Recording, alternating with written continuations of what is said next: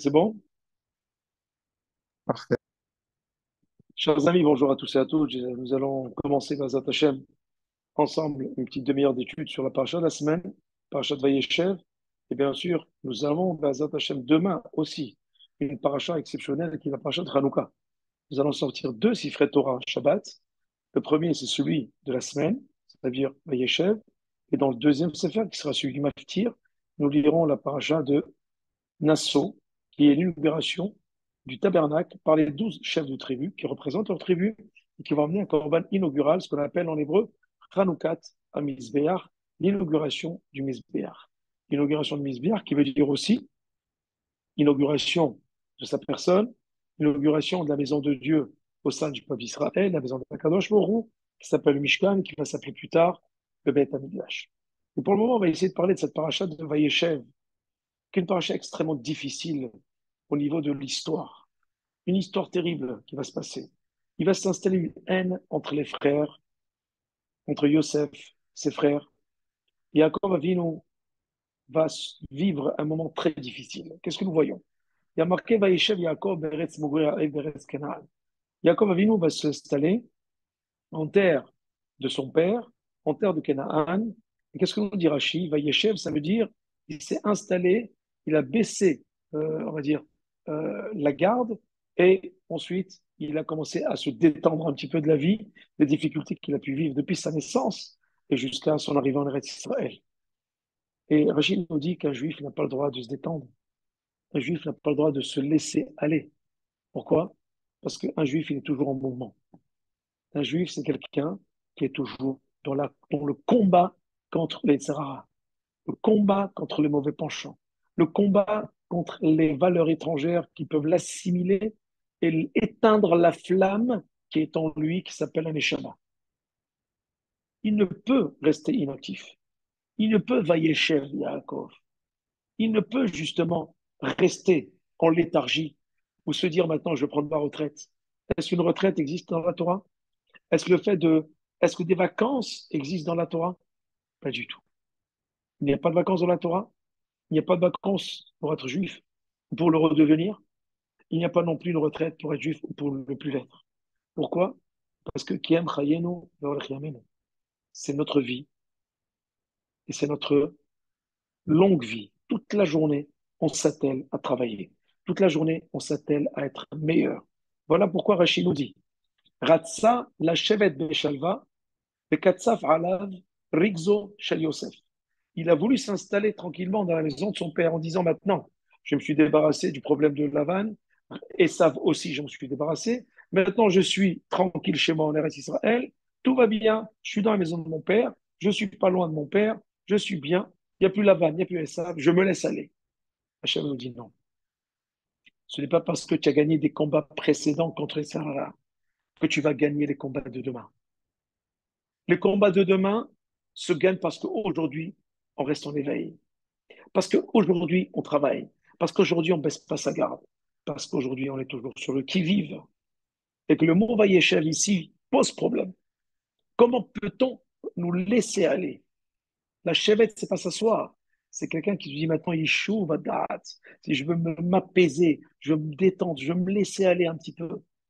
Il n'existe pas ce genre de choses chez le peuple d'Israël. D'ailleurs, dès que il a voulu s'installer, Akadosh Baruch Hu lui a envoyé l'épreuve de qui?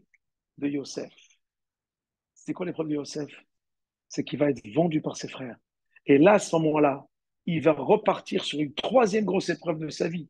Après ça, après la vanne, c'est l'épreuve de Yosef.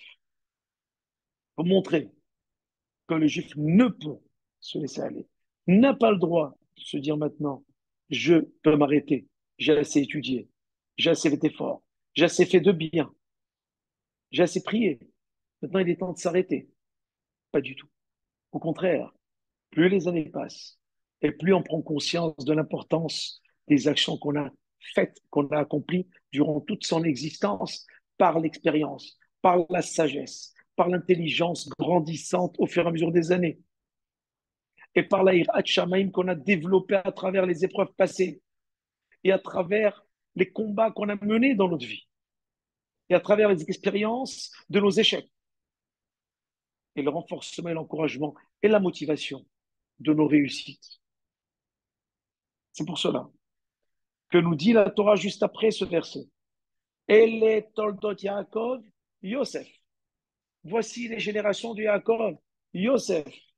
Qu'est-ce que ça veut dire? Toutes les générations de Yaakov, c'est Yosef? Pas du tout. Les générations de Yaakov, c'est les 12 tribus d'Israël. Ce n'est pas que Yosef. Et pourtant, la Torah nous dit dans la paracha de Yavaïchev, et les temps de Yaakov, Yosef. Toutes les générations de Yaakov, c'est quoi? Toutes les sens de l'existence de Yaakov qu'il a mené toute sa vie, c'est pour donner que Yosef. Et alors, Reuven, Shimon, Lévi, Yuda, Issachar, Zebulun, Dan, Naphtali, Gad et Asher, ils ne comptent pas. C'est la question que pose le Midrash. Alors, nous dit le Midrash quelque chose d'exceptionnel. Une réponse qui est marquée par le Rav de Mchizinov. Il dit la chose suivante. Il dit que l'homme ne doit pas se suffire des efforts qu'il a fait avant. Il doit toujours être dans l'évolution. Et la traduction de évolution, ça veut dire Yosef. Pour grammaticalement parlant, c'est quoi Yosef? Ça veut dire rajouter encore.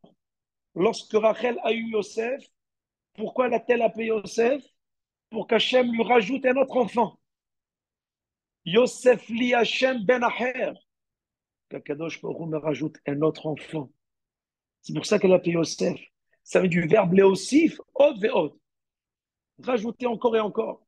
C'est-à-dire que l'homme, s'il se suffit de ce qu'il a déjà fait avant, et que pour lui c'est suffisant, alors il est dans ce qu'on appelle la régression débutante, qui va commencer par sa non-évolution, par sa nonchalance. Il va aller vers la régression, et plus tard, que Dieu ne plaise, vers sa déchéance spirituelle. C'est pour cela que la Torah nous dit, c'est-à-dire Léosif, il faut encore rajouter. Yosef, il doit rajouter encore et encore. Pourquoi? Parce que justement, toutes les générations des tzadikim, c'est quoi?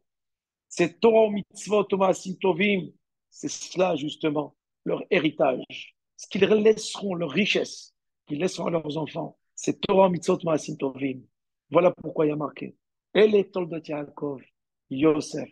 Quelles sont les générations du Yaakov? Quels sont le but de l'existence de Yaakov qu'il a mené jusqu'à maintenant? C'est de rajouter tous les jours des efforts supplémentaires. C'est d'évoluer tous les jours. C'est d'avoir le souci d'être meilleur que la veille. Je ne suis jamais assez parfait. Je tends vers la perfection. Je ne peux être parfait, donc je m'arrête. C'est le découragement et ensuite la dépression. Parce qu'on va se voir que finalement, on régresse. Mais lorsqu'on est simplement à tendre vers la, la, à tendre vers ce qu'on appelle la perfection, bien qu'on l'atteint jamais parce qu'elle appartient à Hachem, elle appartient à Dieu. Je suis dans la fierté de moi-même. Je suis dans le regard différent que la flamme de la Torah me donne sur la vie. D'où l'image de la Chanoukia, l'allumage des bougies de Shabbat, tous les veilles de Shabbat.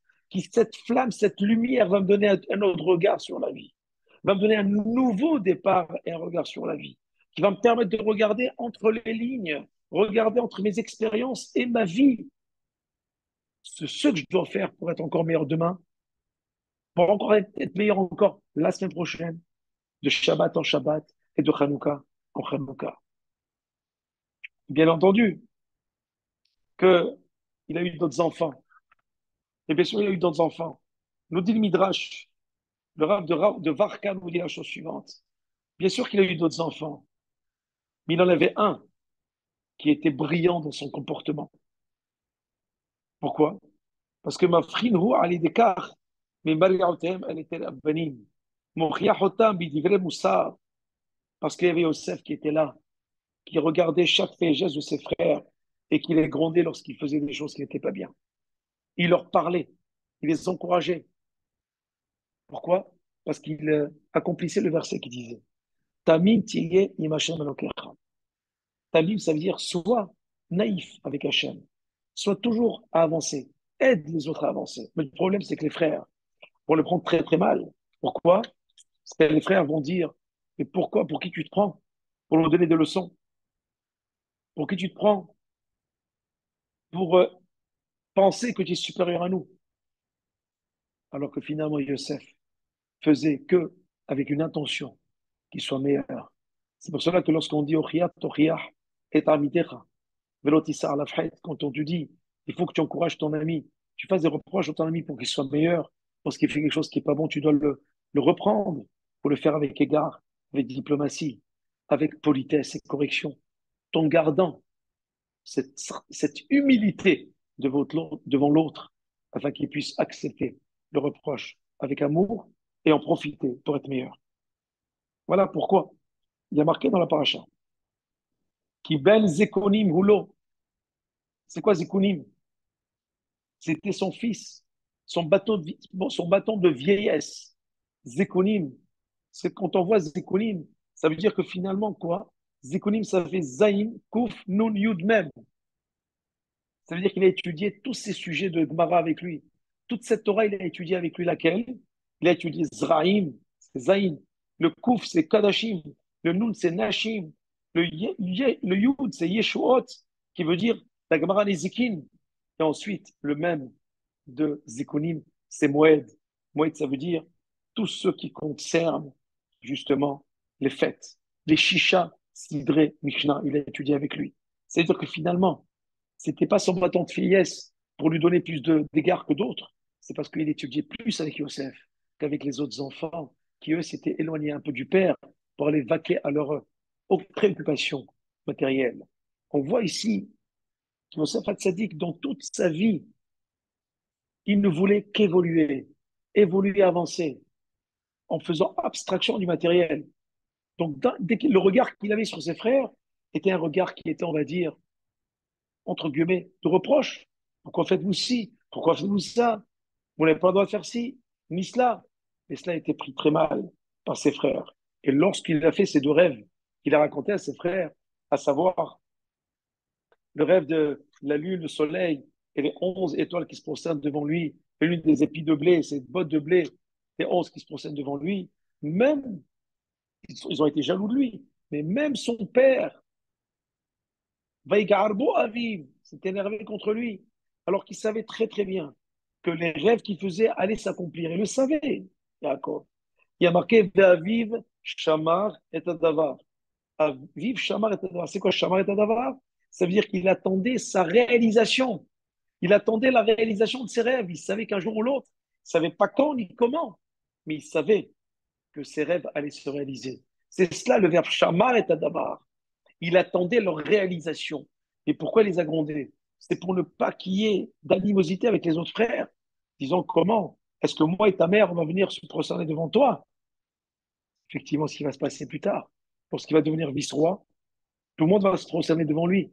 Lorsqu'ils vont venir le voir en Égypte pour acheter de la nourriture, lorsqu'Yaakov va venir voir son fils avant de mourir, va se prosterner devant lui pour faire honneur au roi.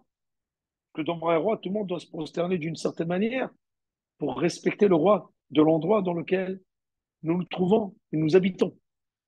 Donc on voit ici, chers amis, que tout ce que Yosef a fait, c'était dans le but de faire évoluer aussi ses frères. C'est-à-dire quoi ici?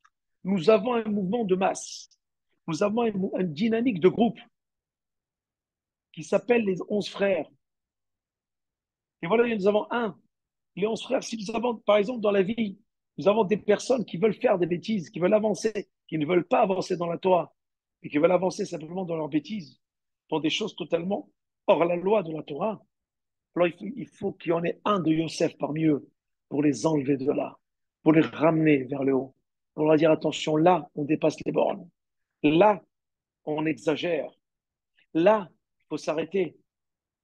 Soyons ce Yosef, soyons cette personne qui réalise qu'à un moment, il faut s'arrêter, qui a cette intelligence et cette sagesse et ce regard persistant sur le moment où il faut arrêter, sinon nous basculons dans la régression, nous basculons dans la vera.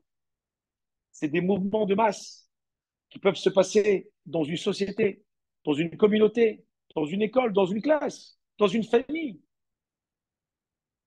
Lorsqu'il n'y a pas une personne qui n'est pas Yosef, alors on tombe dans quoi? On tombe malheureusement dans la querelle, dans la catastrophe, dans la régression, la shona, dans la haine. Et nous avons dans cette paracha deux grosses personnalités, Réhouven et Yehuda. Réhouven n'a pas voulu, il a dit, mettez-le justement, ne le tuons pas, mettez-le simplement, mettons-le dans le puits. Parce qu'il avait pensé venir le prendre dans la nuit, le ramener à son père. Voilà qu'il arrive le lendemain, il ne le trouve pas.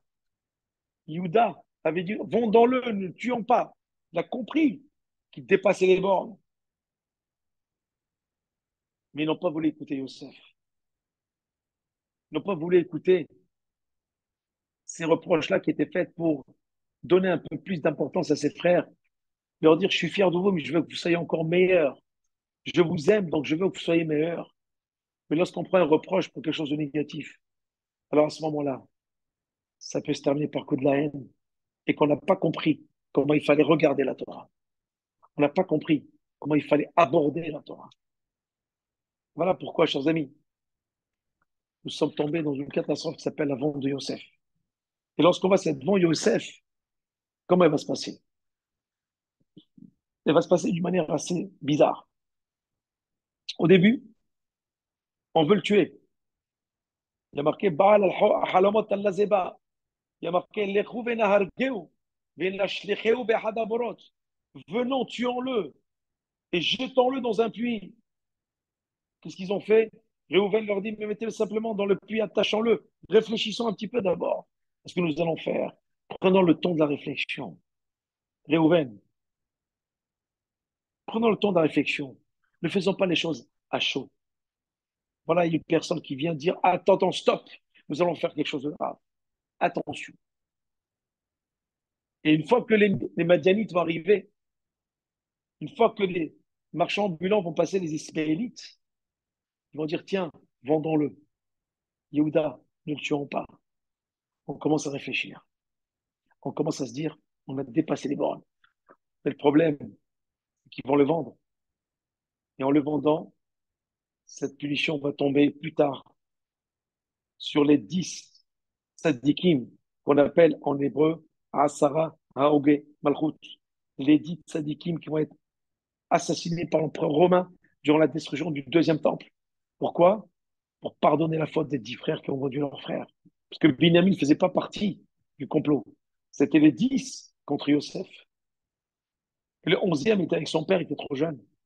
Donc nous comprenons ici Mida Keneged Mida, toute personne qui vend son frère, il est condamné à mort selon la Torah. Gonev Ish Umcharo, Velimtsa Beyado, Mot Yumat. C'est comme ça, c'est marqué dans Mishpatim. Personne qui kidnappe, qui vend un homme ou un frère, il est condamné à mort.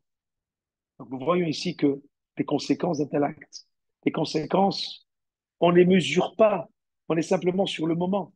Mais n'oublions pas que ce que nous faisons peut avoir des conséquences aussi sur ses enfants, et sur ses petits-enfants, et sur des générations plus tard.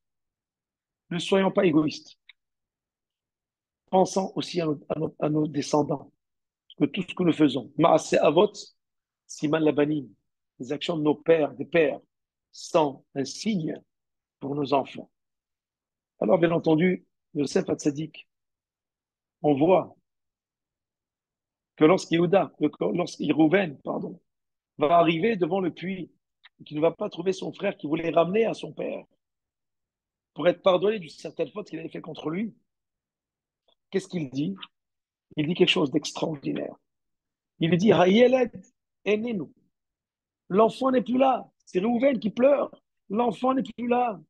Va Annie et moi. Anna Aniba. Que vais-je devenir? Chers amis, il y a une réponse du Rav David de Mezildorf et aussi d'un livre qui s'appelle Shem Agdolim. C'est une réponse que je voudrais vraiment qu'on partage ensemble et qu'on retienne pour la vie. Il dit justement, Vayashov Réhouven à la bord. Et Réhouven est retourné au puits. C'est quoi le puits? C'est le trou qui est sous terre. Il représente la tombe. Alors il dit, Hayelet Elenu. Yelet, ça veut dire le jeune, l'enfant. Ça veut dire la jeunesse. Ma jeunesse, je l'ai brûlée. Ma jeunesse à moi, je l'ai gâchée. Ma jeunesse, je l'ai perdue. J'ai perdu mon temps.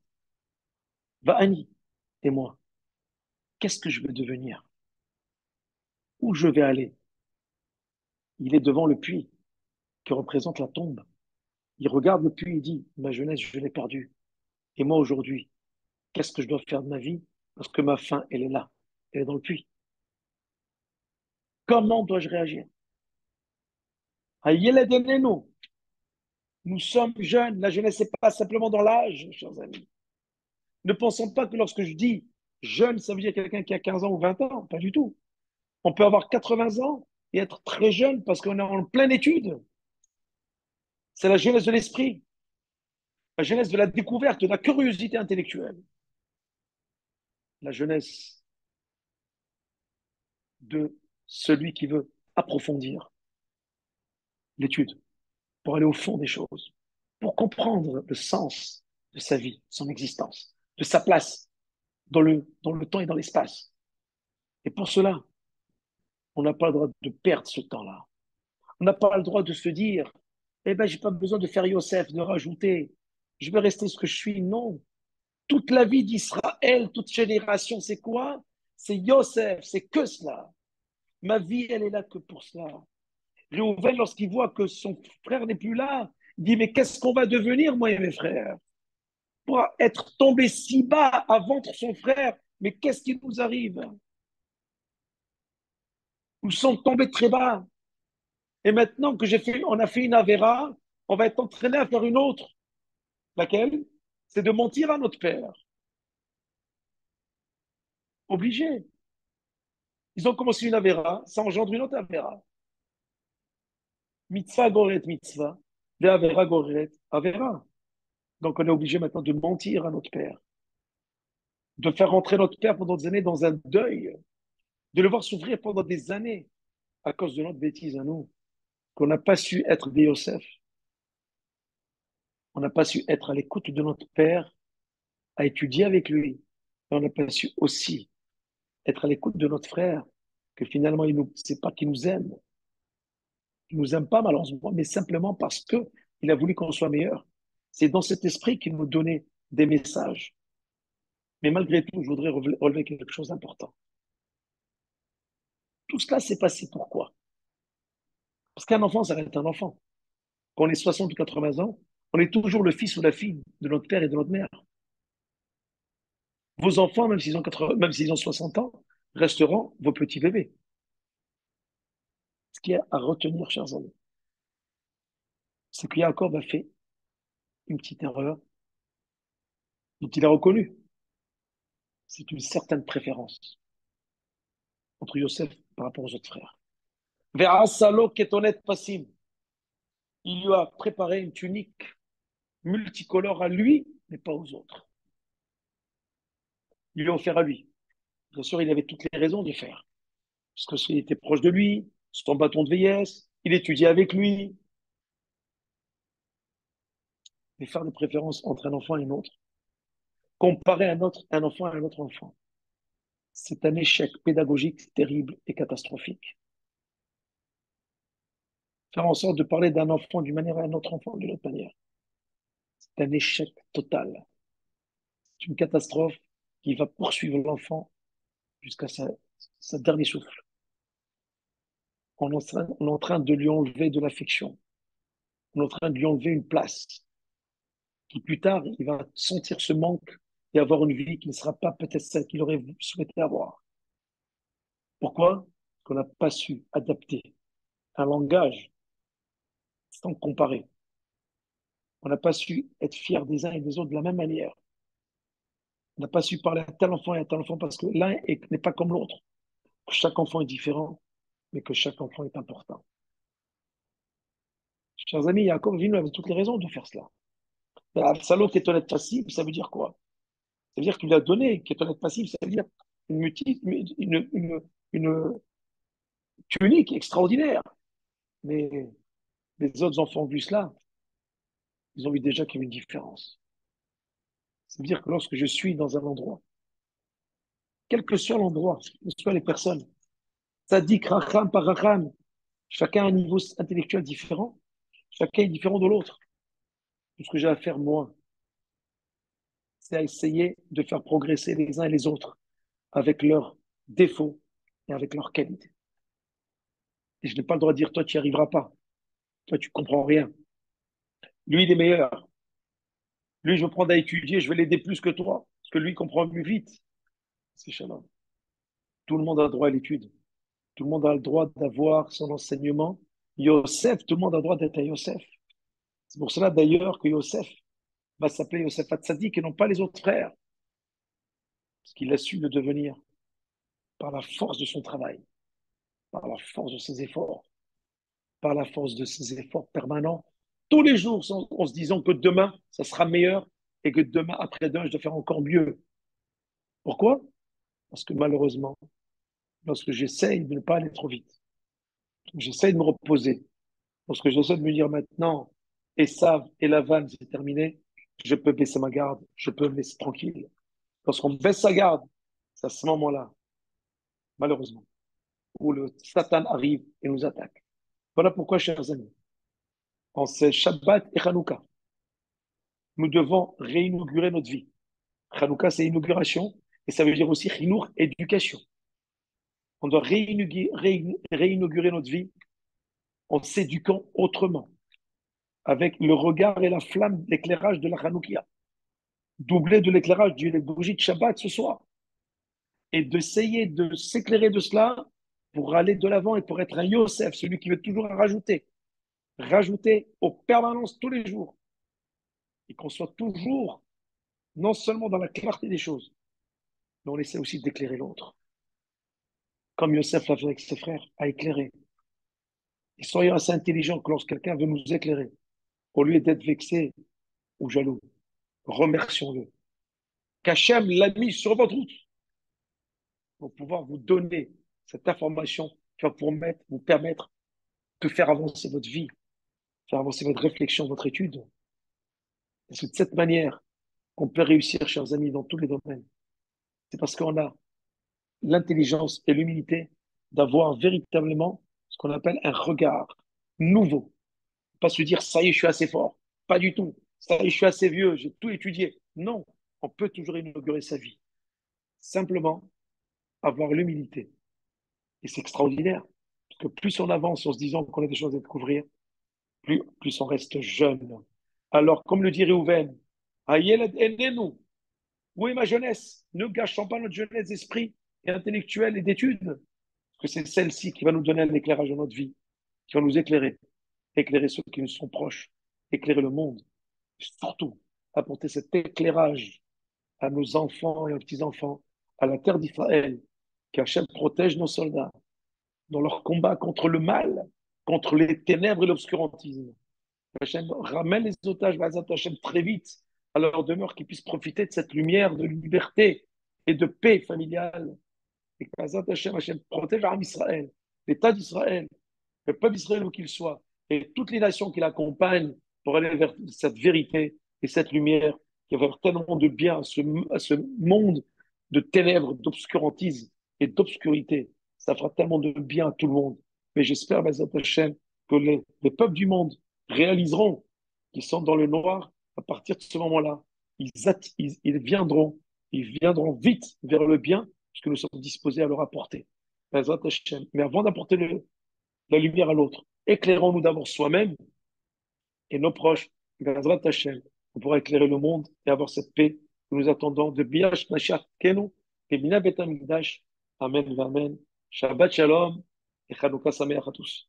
Merci d'avoir été avec moi, d'avoir partagé ce Dvar Torah. Toda Rabba Michael et à vous tous. Razak Avalou. Shabbat, Razak. Shabbat Bon. Shalom, Mevorach. Shalom, Shabbat au Shalom, revoir. Mevorach. Shabbat Shalom. תודה, À תודה la semaine חם. prochaine avec merci Michael et Abriel. Toda Rabba. De bonnes fêtes de שלום, Hanouka שלום. et Shabbat Shalom. תודה. שבת Shabbat Shalom. שלום. Shabbat Shalom.